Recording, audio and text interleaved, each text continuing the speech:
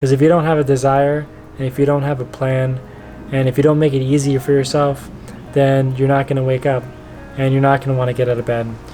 Hey, what's up YouTube? Harrison Grant here, another episode of Access Granted.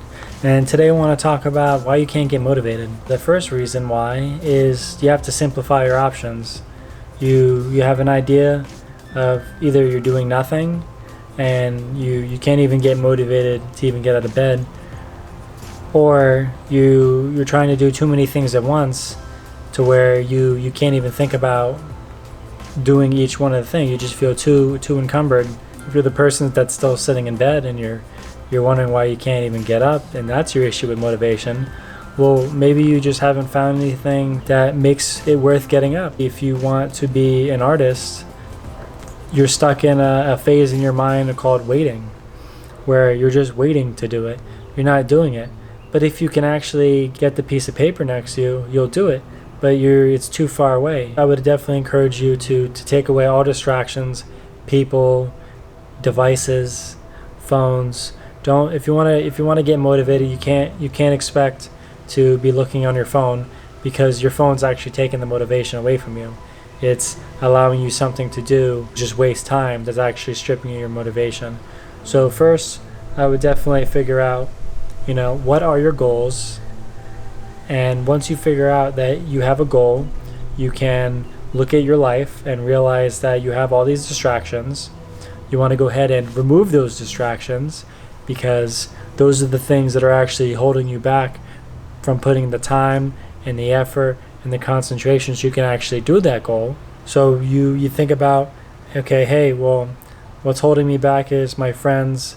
They always say they want to come over, and then when they come over, they start saying they're bored when they get there. That's stopping you from focusing on yourself and being able to cultivate these goals for yourself.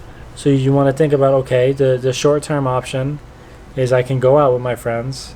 The long-term actualization is that you're not going to spend the time doing what you said. And tomorrow, the same thing is going to happen. You're going to be like, man, I really want to draw. And you'll be right back to the same place, because you will still not feel motivated.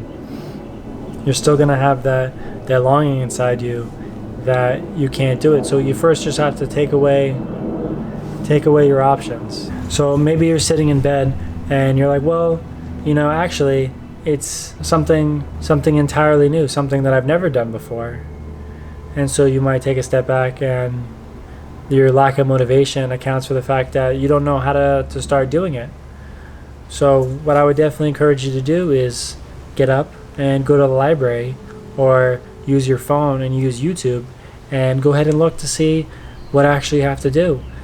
These days, when I want to go change my oil, if I get a new car, or I'm changing a friend's car, or I'm going to have to change my back brakes, I won't look in the owner's manual. I'll just Google it. You look a video up on YouTube, 5-minute video on YouTube shows me how to do it, and then 30 minutes later it's done. And then ever after, I know exactly how to change my oil, because I would have already done it once.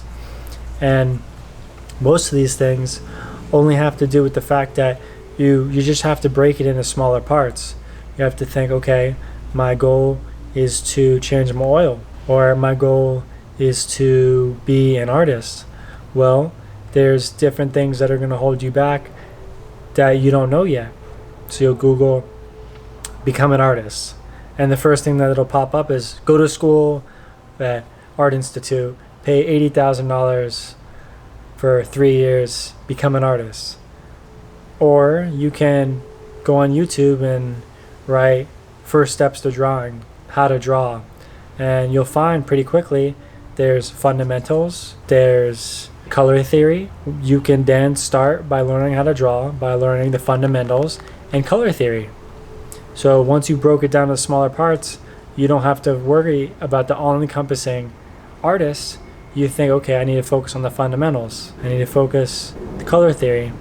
And that breaks it down in a way that makes it easier to get motivated when you have a clear understanding of your path, a clear idea of exactly what you want to achieve and how you can be able to achieve it.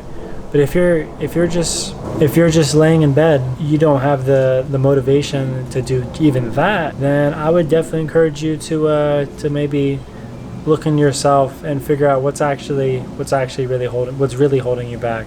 And if you need to, I would definitely look for resources to be able to talk to someone, or maybe even a friend or your parents, someone that knows you really well. Get to the heart of why you can't get motivated. When you have a clear understanding of your goals, when you have a clear understanding of how to do it, when you broke it down into smaller steps, and when you simplified your options, you realize that you want to spend this amount of time just focusing on this. You want to be in the flow state. You do something too easy, you're going to be bored. And if you do something too hard, you're going to be overburdened, and it's going to take away from your morale. One of the things that's going to continue to keep you motivated over time is you're going to have to cultivate something called autonomy. One of the ways that I do this is anything that I want to do, I actually keep it as close to me as possible. When I'm sitting on my computer and I'm editing photos and I'm getting into the nitty-gritty of it, after maybe 45 minutes, an hour, 2 hours, I'll get tired of that task, and I'll basically look for a way out. And I'll look to my left and I'll say, hey, there's a ukulele right there. I will go ahead and be able to go ahead and grasp it and switch my task, because it will have been in front of me. I would have put it so close to me that it doesn't take any effort but to just reach out and grab it and start playing it. A good trick to be able to continue your motivation, so you're not wondering why 2 weeks passed or why it went 4 or 5 days that you didn't do this goal, because you have to put it close to you. You want it to be near you, because if you don't have it close to you, or if you hide it from yourself, that means subconsciously you don't want to pursue this. You don't want this to be something that you want to think the purpose of it. Are you even interested in it at all? Are you so committed that you're willing to keep it close to you, to be able to focus? And it's so easy, it becomes subconscious, because that's what autonomy is all about. Okay, I'm switching tasks. This is something that I want to do. I've decided that this is a goal I want to achieve. I have goals in place. So I've decided that there's going to be stretches of broken down into smaller ways. So I know that I have this month to work on scales, this month to work on finger picking, this month to work on strumming, and I know right when I pick it up, I'm just focused on scales, I'm focused on finger picking, I'm focused on strumming, and I don't have to think about it, I don't have to get a book, I don't have to get something separate. I already know what I have to do. I broke it down, put it on note cards even, and it's just right in front of me. I look at, okay, I'm playing the scales, okay, there's the scales right under my computer, so just go through the scales. Okay, those are the strumming patterns right there. I don't have to search for it. If you search for it, you're adding an unnecessary element of complexity into it. You're making it so hard for yourself. You're not allowing it to be easy. You're keeping it far away, and you're allowing it to go into the unknown, into a realm that you're really conscious, will definitely slip through your hands. So one of the things that I believe in and that I learned from getting motivated is you have to schedule times when you know you're going to follow through. So I do a lot of batching. I have my morning schedule. I have my night schedule. My night schedule is basically completely consists of anything that has to do with anything creative, drawing, photo editing, reading, playing music, all creative, all happens at night. And since I limited all my distractions, I don't watch TV. I don't even have a TV in my room. I have that time to where the only distraction I found is myself. So you schedule your time when you know 100% you're going to be able to follow through and complete the task.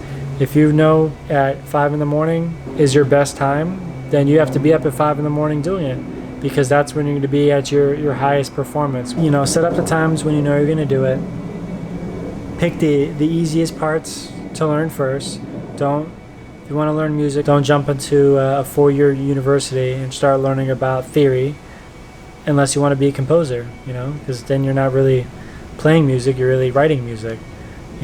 Keep it something that's going to keep the momentum going and keep you enjoyed in it, because you don't want to waste 2 years of your life only to start doing it and realize you didn't like it at all. You want to keep the intervals small, keep it to a minimum of 5 minutes that you do the task, to keep you motivated. If you do it more than 5 minutes, then that's good, but you want to have a minimum of 5 minutes. As long as you get down and you do it for 5 minutes, you're going to start cultivating the motivation to tomorrow grab it again and want to do it. But if you feel burnt out, which is definitely something you want to avoid, then you're not going to want to do it tomorrow because you're going to feel burnt out. You're going to feel like that this is controlling your life. It's not fun anymore. You would have added such a level of complexity to it, bigger than playing. You're learning all sorts of things at the same time. You didn't keep it small. It just took all the enjoyment out of it. I definitely just want to end with a story about something I think about, and this is something that I remember from when I went to school for programming. This is something I extracted from it, not something that I was taught there. And this is in regards to the infinite complexity of motivation and really life. So you say you're wondering why you can't get motivated to, let's say, go to the gym.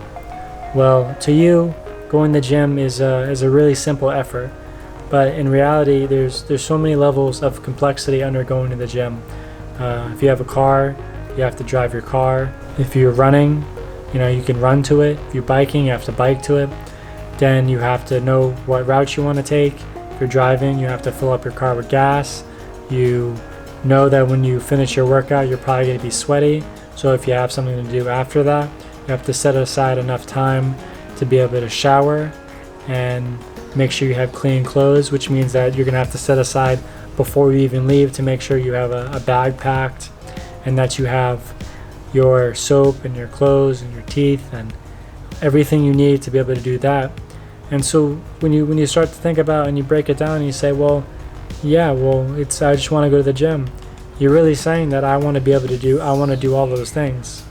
And if you wonder why some days you're not motivated to go to the gym, it's because there's such a complexity under it that you just take it for granted. You didn't think about it long enough. You have to pack your bag, you have to have your clothes ready, you have to have soap, you have to drive there, you have to make sure there's gas in your car, and those are all things that are holding you back from just going to the gym, let alone making sure you have enough time to complete your workout, know the workouts you want to do. Saying that I want to go to the gym is an extremely complex sentence. Once you dig in deep enough and look at the parts and break them down.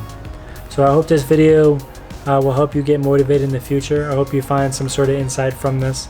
I hope maybe you will go ahead and give this video a like if you learned something, a dislike if there's maybe something else more to be desired, if you're just not happy with looking at my face for 15 minutes, or maybe you just stopped watching after 2 minutes. But if you made it this far, go ahead and subscribe. Go ahead and turn on post notifications if you want to get updates about future videos. Go ahead and leave me a comment if you have a question or if you have suggestions for future videos.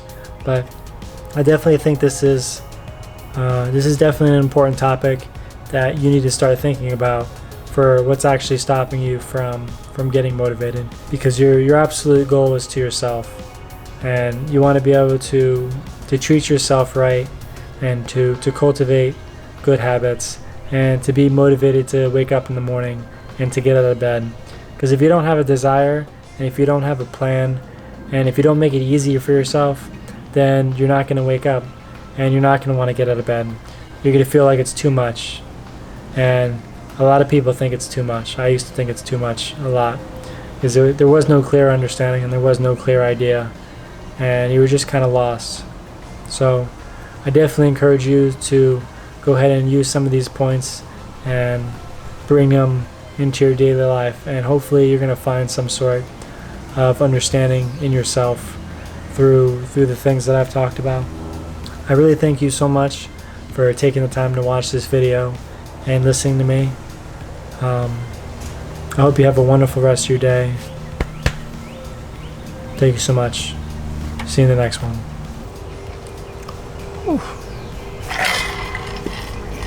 Another good video.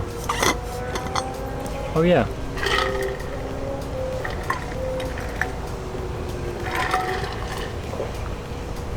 You can do it!